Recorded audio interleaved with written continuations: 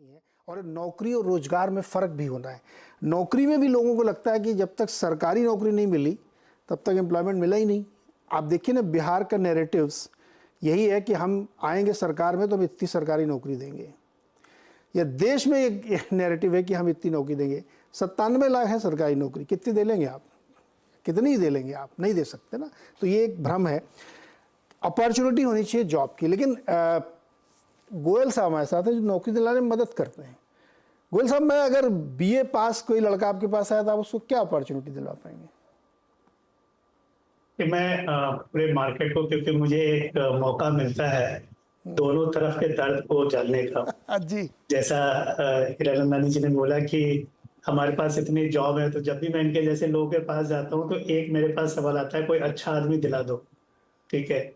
और जो job seeker होता है उनके पास जाता हूँ तो कहता है कोई अच्छी नौकरी दिला दो। तो प्रॉब्लम जो है यहाँ पे मुझे लगता है मैच मेकिंग का ज्यादा है। और स्किल वर्सेस एम्प्लॉयमेंट जो है वो तो हम बोलते ही हैं। मैं पूरे पूरे के पूरे इन्वायरमेंट को दो तरीके से डिवाइड करके देखता हूँ। देखिए क्या है कि हमारी जो कंट्री का एक सर्टेन लेवल तक जो फोकस था, हम सबसे बड़े प्लेयर बने हैं आईटी में, आईटी सर्विसेज में। आज की डेट में हम सबसे बड़े प्लेयर बन गए हैं इंफ्रास्ट्रक्चर में। यानी कि सबसे ज्यादा इन्वेस्टमेंट हमारी कंट्री में हो रहा है वर्ल्ड वाइड। और रोड का नेटवर्क शायद अमेरिका के बाद सबसे ज्यादा हमारी कंट्री में है, और मुझे लग रहा है कि अगले 1 से 2 साल में सबसे बड़ा नेटवर्क भारत में होगा, रोड नेटवर्क। उसी स्पीड से अगर आप देखेंगे तो रेलवे है या एयरवेज है, कोई भी, तो हम टॉप 5, टॉप 3, टॉप 4, 5, 6 कंट्रीज में आ रहे हैं आज के डेट में इंफ्रास्ट्रक्चर के पर्सपेक्टिव से। दूसरा सेगमेंट देखें, हम आज तक क्या था कि ज्यादा सर्विसेज फोकस हो गए थे पिछले 15 साल में या 20 सालों में। मैं 2000 से 2015-17 तक की बात बताऊंगा। बहुत ज्यादा सर्विसेज फोकस थे, IT, ITS, export of services या सॉफ्ट मैन्युफैक्चरिंग में थे। गारमेंट्स, लाइक कपड़े या लेदर या कुछ सॉफ्ट मैन्युफैक्चरिंग जिसको बोलते हैं। आज की डेट में फोकस बढ़ा है जहां पे हम heavy manufacturing, heavy engineering, micro electronics, उस वैसे वैसे निश एरियाज में घुसने की कोशिश कर रहे हैं जहां पे कि वर्ल्ड के कुछ देशों ने अपना दबदबा बना रखा था। अब उससे क्या होता है कि क्रीमी वर्क बाहर हो रहा था और शायद नॉन क्रीमी वर्क हम कर रहे थे। तो जब आप नॉन क्रीमी वर्क करेंगे तो ऑब्वियस सी चीज है, आपको कॉस्ट कॉम्पिटिटिव होना पड़ेगा। आपके लोगों की उसी हिसाब से सैलरीज कम होगी, इन्वेस्टमेंट आपका लोअर होगा। जब आप हैवी और कॉम्प्लेक्स जॉब करते हैं कहीं पे भी, इंफ्रास्ट्रक्चर हो या इलेक्ट्रॉनिक्स हो या मैन्युफैक्चरिंग हो, हम सबसे one of the like second largest country है वर्ल्ड में इन डिफेंस स्पेंड। और आज के डेट में हम टारगेट ये लेके चल रहे हैं कि 50-60% मैन्युफैक्चरिंग डिफेंस का लोकली हो, और हम एक्सपोर्ट भी कर रहे हैं कुछ कुछ पार्ट्स को। तो ये सारे आंकड़े बताने का लॉजिक मैं ये बता रहा हूं कि अगर आप सर्विसेज और मैन्युफैक्चरिंग में माइग्रेट करते हैं, और वर्ल्ड वाइड अगर आप हिस्टोरिकली देखें, पहले शायद जर्मनी का दबदबा था क्योंकि वो मैन्युफैक्चरिंग हब था, अमेरिका के अलावा मैं बता रहा हूँ जी। और उसके बाद चाइना का दबदबा हो गया क्योंकि वो भी मैन्युफैक्चरिंग में हब था। जो भी कंट्री सर्विसेज स्पेसिफिक रही है उसका दबदबा रहा है, कम रहा है कंपैरेटिवली। जैसे अमेरिका माइग्रेट कर गया था, वहां पे भी लोग बात कर रहे हैं कि मैन्युफैक्चरिंग को बढ़ाओ, मैन्युफैक्चरिंग को बढ़ाओ, डिपेंडेंसी कम करो। और हमारे पास सबसे बड़ा एडवांटेज क्या है कि हमारे पास लोग हैं, पीपल। मैं स्किल्ड नॉन स्किल्ड पे आ गया, तो हमारे पास पीपल है and we have a young workforce. It means age 20 से लेके एज 40 या 50 के बीच में अगर हम देखें तो हमारी more than like almost like 60-70 crore की पॉपुलेशन है जो एज 20 से लेके एज 50 के बीच में या 60 के बीच में अगर आप देखेंगे तो।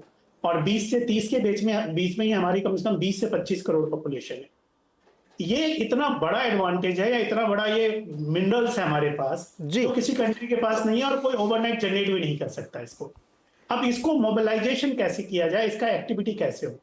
मुझे लग रहा है कि मैं कम से कम 10-15 सालों से टीवी पे डिबेट कर रहे हैं skills versus education, employment gaps and so and so. मुझे लग रहा है ये एक ऑनगोइंग प्रोसेस है। इस ऑनगोइंग प्रोसेस को कहीं ना कहीं रीअलाइन करने की जरूरत है दो तरीके से। यार एनीवे, गोयल सर, स्किल की बात हो गई, सारी चीज़ों की बात हो गई। सबसे ज़्यादा नौकरियां कहाँ मिल सकती हैं, आप बताइए ना। देखिए, मुझे तो लगता है कि हर सेक्टर आज के डेट में अपने ग्रोइंग मोड में है। और ज्योग्राफिकल डिस्ट्रीब्यूशन के पर्सपेक्टिव से देखें तो मुझे लगता है कि जितने भी राज्य हैं, हमारे जितने भी राज्य हैं, उन सबको राज्य की तरह नहीं बल्कि कंपनी की तरह ऑपरेट करना चाहिए कि वो अपने आप में कंपटीशन लेके आए कि कौन कितनी और कितनी कंपनियों को अट्रैक्ट कर सकता है with the maximum tax benefit देके, ईज ऑफ बिजनेस करके, लैंड अवॉर्ड करके, जो भी कर सकते हैं। पर मुझे लगता है कि ये 5 से 10 साल, इससे ज्यादा मेहनत नहीं करनी होती है। आप हमने बहुत बार बात करी बिहार की, उड़ीसा की या झारखंड के, जो भी स्टेट्स है। उड़ीसा में तो फिर भी थोड़ा माइनिंग का स्टफ है वहां पे अगर सिर्फ 5 से 10 साल अगर सरकारें मेहनत करें, जहां पे कि वो एक कन्वीनियंस जो दे सकते हैं, आप वैसे भी आपके यहाँ कुछ नहीं हो रहा है, तो आप जो दे सकते हैं कंपनीज को, स्पेशल इकोनॉमिक जोन दे दीजिए, आप जितना ईज ऑफ बिजनेस दे सकते हैं, टैक्स बेनिफिट दे सकते हैं, मोबिलाइजेशन दे सकते हैं। अगर आपके यहाँ 100 फैक्ट्रीज लग जाती है इस 10 सालों में, तो 100 के बाद उसकी एंसिलरीज फैक्ट्री लग जाएंगी 200, तो 500 लगने के बाद फिर 500 ऑटोमेटिक लग जाती है। एक तो सबसे ज्यादा जरूरी है कि मुझे लगता है कि इसको कोई भी एक इंडिविजुअल सरकार या इंडिविजुअल सेंटर करके करे कि नहीं हमें बिहार को डेवलप करना है या झारखंड को करना है या किसी और स्टेट को करना है, प्रैक्टिकली नहीं पॉसिबल है। हर सरकार को एक कंपनी, जैसे आज के डेट में एक ही तरह की 10 कंपनियां हैं, वो compete करती हैं आपस में अपने एम्प्लॉय को अट्रैक्ट करने के लिए, अपने प्रोडक्ट को बेहतर बनाने के लिए। अल्टीमेट बेनिफिशियर कस्टमर होता है, बट कस्टमर उसके पास टिका रहता है उसके बाद। तो अगर राज्य मेहनत करेंगे अपने यहाँ बिजनेस को अट्रैक्ट करने के लिए, ईज ऑफ बिजनेस के लिए, तो वहां पे किसी तरह कंपनी जाएगी। और जब कंपनी जाती है वहां पे, तो अल्टीमेट बेनिफिट कौन होगा? वहां के लोग होंगे, क्योंकि वो कंपनीज का सेटअप बनेगा, वहां के लोग स्किल्ड हो जाएंगे, वहां पे लोकल जॉब मिलेगी, वहां के लोग स्किल्ड होकर बाहर भी जा सकते हैं। और डिमांड इतनी सारी है लोगों की आज के डेट में मैन्युफैक्चरिंग। मैं एक लाइव एग्जांपल स्किल्स का बताता हूँ। हमारा एक फाउंडेशन चलता है, वहां सीएसआर में हमने लगभग हजारों लोगों को जेल में ट्रेन किया पेंटिंग करने के लिए, वॉल पेंट के लिए। जी। वो पेंट की कंपनी थी, उनका सीएसआर प्रोजेक्ट था इसमें। उसके बाद वो लोग जब बाहर आए तो एक भी इंडिविजुअल बेरोजगार नहीं है, हर किसी को जॉब मिल गई और कुछ लोग तो कॉन्ट्रैक्टर बन गए। तो अल्टीमेटली अगर आप देखते हैं वहां पे, तो ये एक सीएसआर के थ्रू किया हुआ इनिशिएटिव हजारों लोगों को एम्प्लॉयबल कर सकता है। वो ऑलरेडी एक मेन स्ट्रीम लाइन में आ जाएगा, वो गलत रास्ता छोड़ देगा क्योंकि उसकी कमाई हो रही है, 700-800 रुपए, 1000 रुपए पर डे का वो कमा रहा है। तो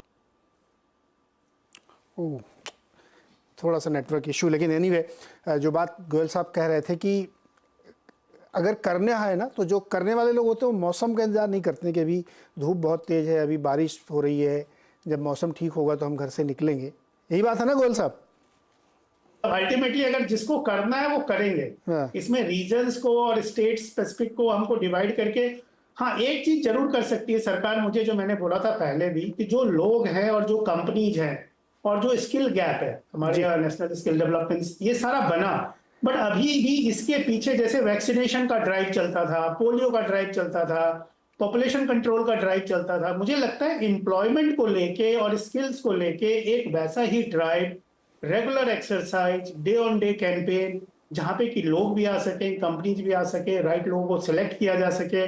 ये मुझे लगता है ये रिगर की कमी है। अगर ये रिगर आ जाए, जैसे हम लोग वैक्सीनेशन का कैंपेन रन करते हैं, कोई भी चीज है, पोलियो का था, आज के डेट में कोविड का वैक्सीनेशन का कैंपेन था, मुझे लगता है कि एम्प्लॉयमेंट को लेके अगर एग्रेसिव कैंपेन रन किया जाए, तो हम सिर्फ अपने देश की रिक्वायरमेंट नहीं पूरी कर सकते, हम बाकी के विश्व के कंपनीज को भी लोग भेज सकते हैं अपने यहाँ रेडी करके और तैयार करके।